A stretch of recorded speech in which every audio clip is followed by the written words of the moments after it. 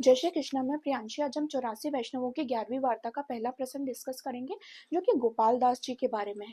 गोपाल दास जी नित्य लीला में श्री स्वामिनी जी की सखी, इंदुलेखा सखी जी की सखी गायन कला है, और जैसा कि इनका नाम है, ये गायन कला में बड़े ही निपुण है और और सदा ही श्री ठाकुर जी के कीर्तन करते हैं और ये विरह भाव में सदा मग्न रहते हैं।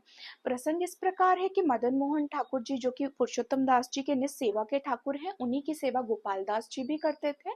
और गोपाल दास जी के ऊपर श्री ठाकुर जी इतनी कृपा करते थे कि वे अपना सानुभव उन्हें करवाते थे। कुछ भी चीज चाहिए होती थी तो श्री ठाकुर जी गोपाल दास जी से मांग लेते थे।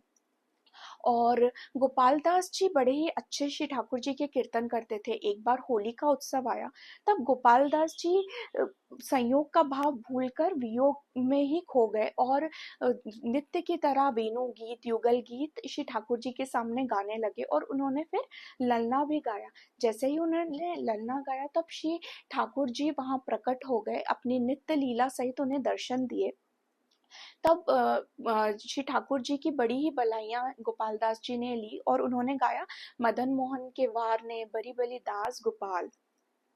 इस छोटे से प्रसंग से हमें ये शिक्षा मिलती है कि कीर्तन या भजन किसी मनोरंजन या लोकरंजन का साधन नहीं, बल्कि ये तो एक बड़ा ही महत्वपूर्ण माध्यम है जिससे हम श्री ठाकुर जी तक अपने भाव को पहुंचा सकते हैं।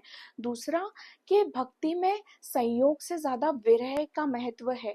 विरह की अग्नि में भक्त का प्रेम और भी तीव्र और शुद्ध हो जाता है।